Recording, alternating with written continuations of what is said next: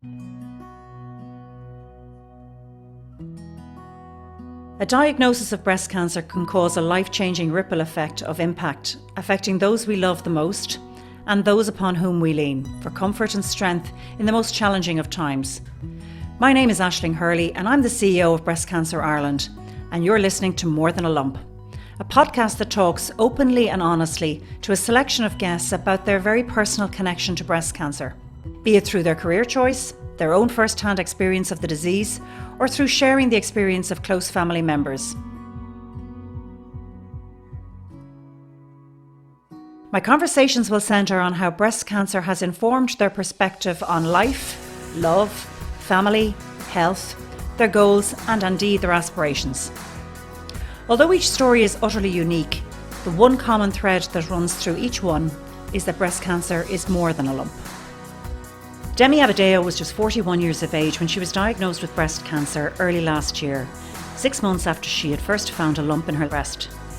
Following 4 months of chemotherapy, 16 sessions of radiotherapy and soon-to-be reconstructive surgery, Demmy joins us today to share important messages on the importance of good breast health, and especially amongst women in the African community in Ireland. Demmy, you're very welcome here today. It's so lovely to meet you, and thank you for taking the time to share your story with More Than a Lump podcast community. Before we go into your breast cancer story, would you mind telling our listeners a little bit about yourself? Thank you for having me, and my name is Demmy. I've been living in Ireland for about 20 years. I work with the homeless before my breast cancer diagnosis, and I have a son. His name is Tommy. Yeah, that's me. Super. Take us back then to those months during the pandemic when you obviously noticed something was different. In 2020, June 2020, I think it was on the 15th of June. So I woke up in the morning, did all my house chores and all that. And I always check, and I checked my breast and I found a lump. I checked again, keep checking. Maybe it's a mistake or something, I don't know. So I found it like 3 times, and I called my GP and said, okay, I want to come in. I found a lump. And she was like, okay, come in. So I had just rushed down within the hour and went down there. Getting to my GP's place, and she was just checking for like 20 minutes. She couldn't find it. And she asked me, Demmy, are you sure you found it? I said, yes, and you must find it. And she was like, okay. After a few minutes, she found one. I only found one when I checked. And when she checked, she found another one. Wow. So she said, oh, okay. I'll just refer you to Demmys just to put our mind at rest, see if it's just a lump or... I was like, no, don't say that yet. Let me check first. Yeah. And she was like, okay, fine. So she referred me. I was waiting for my first appointment to go to Demmys for about 5 months. Oh. Yeah. For 5 months. And between June and November, my head was just all over the place. Could this be? Could it not be? Please don't be. Well, I went in and the breast consultant checked, and yeah, it was like, yeah, there's a lump, but you have to come back in for a mammogram, ultrasound, and all that. I'm like, okay. So I had to wait again, November, December, and I got the appointment for the mammogram in January. Then did the mammogram, wait for 10 days or so for the result. They found something, and they just said, okay, you have to do ultrasound for us to be very sure. So I did that, and I did the biopsy. Then February 5th of February 2021, I went in for the results. And he told me, oh yeah, the lump we found is cancerous, and you have stage 2 breast cancer. And I just asked him, are you sure it's me? He said, yes. Am I going to die? He said, no, it's not late. It's still, we caught it early. And I was like, okay. Then I just walked out of the doctor's office, and I stay in Ballyfermot, and the hospital is James's Hospital in Chicago. Yeah. I just went outside and I started walking home. So it was like halfway home, I'm like, oh, you're walking. This is a long way. Yeah. You're walking. I'm like, oh God, yeah. I stopped and I called the hospital again and said, hello, are you sure it's me? And he said, yeah. Okay, fine. I'm walking home then. I just keep walking. So I went straight upstairs and to my room. But beforehand, I told my son, he knows everything that is going on with me. So he knows I'm going for the results. And he saw me go upstairs. He didn't come upstairs to me. I cried for like 20 minutes. And I called him. I said, Tommy, come upstairs. And I told him. The first thing he asked me is my son. He said, are you going to die? That's what I said at the doctors. And I'm no, more, I'm not. And it's just stage 2. And he wanted to cry, but he couldn't do it in front of me. So he went outside and came back an hour later. He gave me a big hug, and that's how that's how we found out. And from then on, appointments every week to do my lump, to get start getting ready for the procedure, and that was it. Yeah, it's a hard diagnosis to have, and it's a hard diagnosis when you are told your treatment plan. As I often say to people, the treatment plan is different for every single person that presents, because genetically we're all very different. So some go through a lumpectomy, some go through, not having surgery, but just having, chemo and or radiation therapy, hormonal drug therapies, So how did you feel when you were told you had to have a mastectomy? I cried because I'm going to say this, my breast is my best possession. That's what I like the most on my body. Yeah. And having to have one off, I couldn't pick a day for the surgery on time. Like, they had to keep talking to me. There's this the consultants will call me. We have to do, are you ready? I'm like, oh no, I'm not. Then one day I just okay, I'm ready. 5th of May, 12 days to my birthday. I picked then. But before then, I had a lump, some lump taken out of from the armpit. So a month before, and May 5th, I had my mastectomy. I cried going in. I cried when I woke up. I just went this way. Oh, God. And that was it. Then I called my friends that I didn't tell before. And they saw me on the hospital bed. Why are you in the hospital? I'm like, okay, I had breast cancer. I didn't tell you because I'm not ready to tell anybody, some of you yet. And now I'm ready. And on a video call, everybody was crying. I'm like, okay, bye. I'm not crying anymore. I'm done crying for now. So. And how do you think they reacted? Obviously, they were shocked. Yeah, everybody was crying. And some didn't cry right in front of me. They had to go off the phone.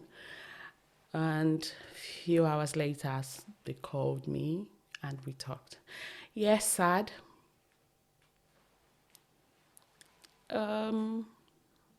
Just sad. I think they were just sad it's happening to me. Because I asked the same question, why did this happen to me? And there was no history in your family? There is a history in my family. My aunt died back home. Yeah. But this is me. I'm just asking, why did this happen to me? I'm healthy. I'm this. I go to the gym. I eat okay. And why did you pick me? Well, Yeah. they picked me. You know, I know you're soon to go for your reconstruction, which is fantastic for you because it was very important for you to have the reconstruction. Oh, yes. At what point did your team talk to you, you know, pre their surgery for your mastectomy or just after that about the possibility of having a reconstruction? Pre-surgery. Okay. They told me pre-surgery because, first of all, they looked at my, they said I'm young. So, and I'm like, okay, yeah, I have to. I can't be going around with one boobs like. Yeah. So we did they told me before pre-mastectomy. So, and so they told me after mastectomy, I'll get the chemo done, radiotherapy, then wait before my reconstruction. Okay. And do you know what type of reconstruction you're going to go for? I'm having the Oh, the DF flap. flap one. Okay. Yeah. Where they're using your own tissue and your Yes. own muscle. Brilliant. Yeah. Okay. Well, that's an exciting something more to look forward to, I suppose. Oh yes, I'm looking forward to that. And tell me, how did you tell your family, like family at home? Like, at what point did you tell your mom? And I told my younger ones as soon as I got the diagnosis, but I didn't tell my mom until after radiotherapy. Because my mom, I know she will be very, very worried if I tell her beforehand. Like I told her from the beginning, she'll be worried every day, probably be crying every day, be calling me every day, which I really don't want too much calls. So I told my mom after my treatment, then told my younger ones as soon as I got the diagnosis. so, Demi, you waited some time to tell your mom, I know, because you were fearful that she'd worry so much about your treatment and you yourself had to deal with it. But culturally, I know we've chatted about the African community and their religion playing a massive part of their lives to the extent that science or medicine takes a backseat. Were you fearful? I wasn't fearful, no, because I believe in God, yeah, and I believe in science. So all I just want is to get well. And I know science and doctors will do that, but God is just for praying for strength, to just give me strength to be able to get well and the strength to be able to get all the treatment in me and be able to get everything, like just ask God for guidance. That's all I did. But in the African community, the religion part is the heaviest part, and science too. They believe in science, but they would like rather pray and give you some holy water to drink and tell you, oh, you'll be fine. But science can just take the back seat. So I've heard stories of like people that got the diagnosis and they started praying at home, not going to the hospital early enough to be cured. So, but I didn't do that because I believe more in science. I believe in God as well, but more in science. I just pray to God for guidance, to guide me. So in the community, in African community, people should come out more when they have any kind of diagnosis to encourage other people. And please, as well, science is very, very, very, very important. All we just need to do is pray for guidance and they will both work together. Yeah. When you have diagnosis like this, it's not the end of the world. Mm-hmm. It's just to find a solution to what the problem is. It's just so important to understand your own body, understand and know what the symptoms are of breast cancer on a regular basis. Check yourself. We would often say, please check yourself monthly. Therefore, if you know what your base normal is, if you spot an abnormality down the way, you will really detect it quite quickly. Yeah. And you'll say, oh, that wasn't there last month. And then you go to your GP like you did, and your outcome, like you, is much, much more positive, which is really important. Yeah. And I do think, yes, religion is hugely important, as you say, for guidance and hope and to look after you and to give you the strength to get through the journey that you had to go through. Because, at chemo and radiation therapy, this is grueling time that you did have to go through, and you do need support. But science is really so advanced and research has come such a long way, that people can be helped. And I suppose one of the key things for Breast Cancer Ireland from the start is we are set up to make sure and to really, our vision is to transform breast cancer from often being a fatal disease, because we do have about 690 deaths annually, into a treatable long-term illness. And I suppose when you look at the fatalities, these are cases that are caught too late. These are cases where people have either decided, look, it'll go away, I don't want to talk about it, or sure, look, I'll wait till next month, maybe it'll be gone. Or, as you say, for religious reasons, that they really think and pray to God that God will make it go away. Yeah. And that's unfortunately not the case. Yeah. Like you said, we know our body very well when something is going on in the body. Mm-hmm. But in my case, I just found a lump. I wasn't having any symptoms. I wasn't tired. There wasn't any change in my breast. There was no tenderness. There was nothing. So I just found it. But some people do have these symptoms and they just shy away from it and say, oh, I'm just tired. And I'm just tired. Oh, I have a headache. I will take a paracetamol and I'll be fine. No. I think people should stop doing that to themselves, because most people just go, oh, I'll just have a line and it will go. And if it's something like what I have, it could be growing and growing, and you think, oh, until it's very late. Yeah.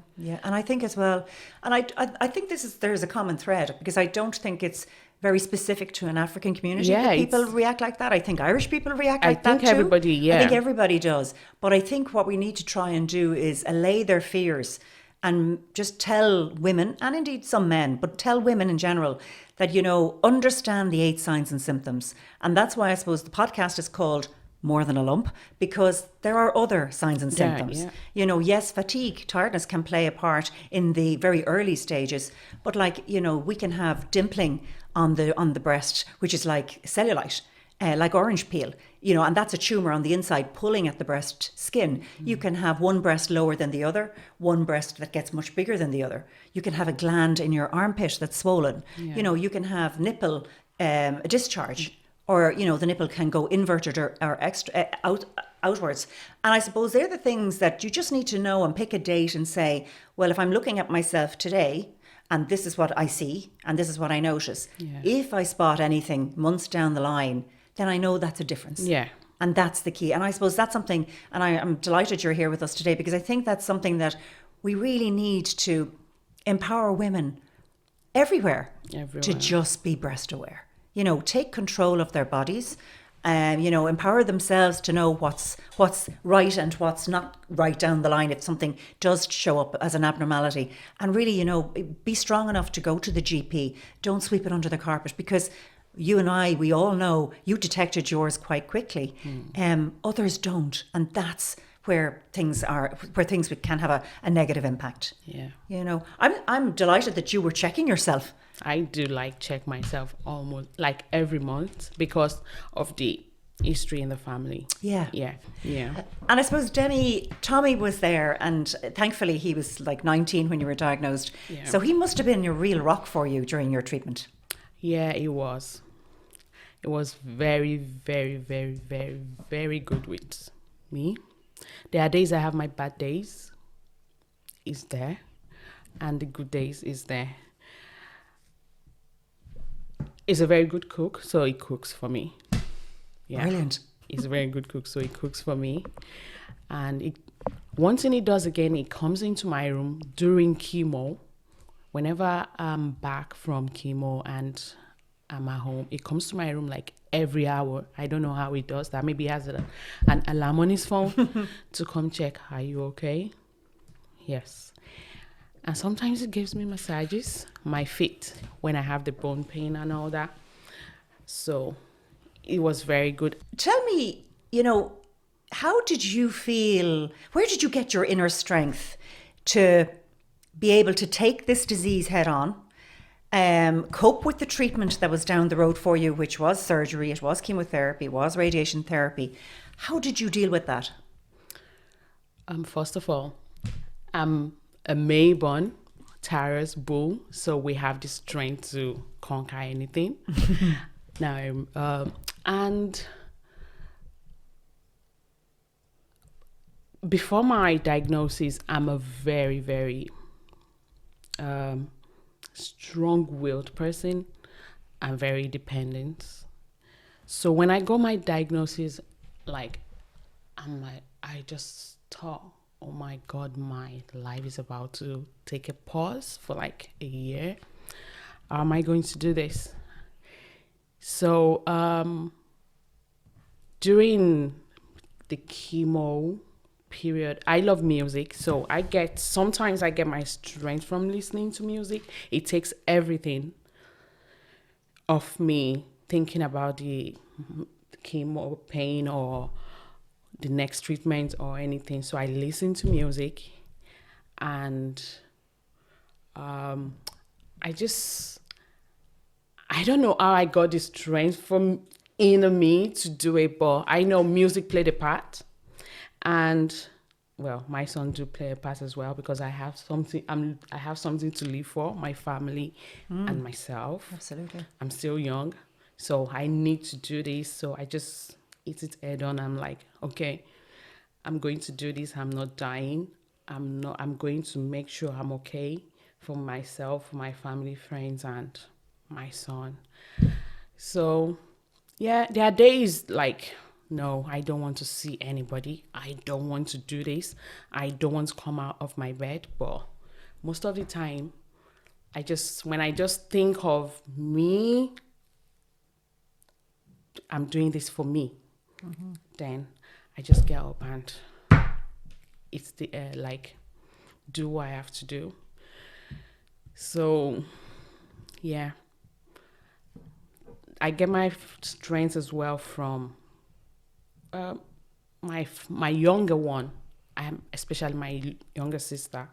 She calls me and we talk about growing up things and just what we do. Then that pushes me, talk to my dad. Even I talked to my mom during my chemo, but she doesn't know anything was happening. So she just go, oh, God bless you. I'll be like, hey man, I need that. Even though I didn't tell her anything. Mm-hmm. So she just saw and said, oh, God bless you. I'll be like, amen, Mom. So I think I got my strength from my family, my son, and from myself. Mm-hmm. Pushing myself to do it. Mm-hmm. Yeah. Thanks to my son, I was able to go through chemo and radiotherapy. Okay. Super, yeah. It's important. You were so lucky that he was old enough and not like a little teeny tot that you would have to mind him and mind yourself. And that would myself, have been much, much harder. Yeah.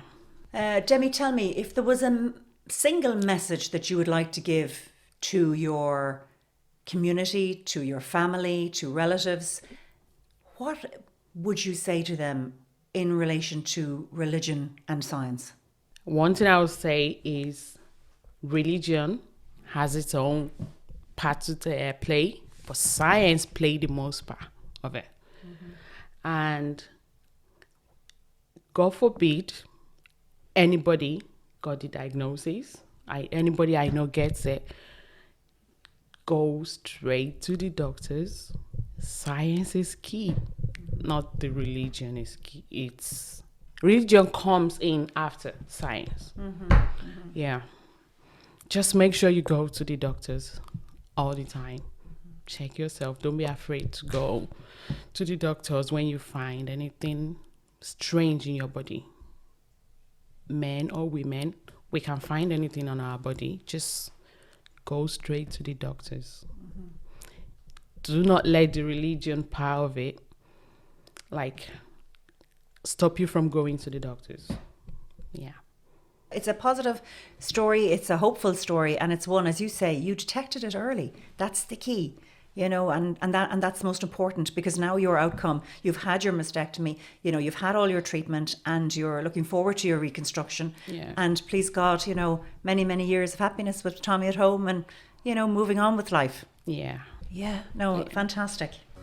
The information in this podcast is based on the personal stories of those we have chatted to. If you are concerned in any way, please contact your GP immediately, or you can contact us at breastcancerireland.com.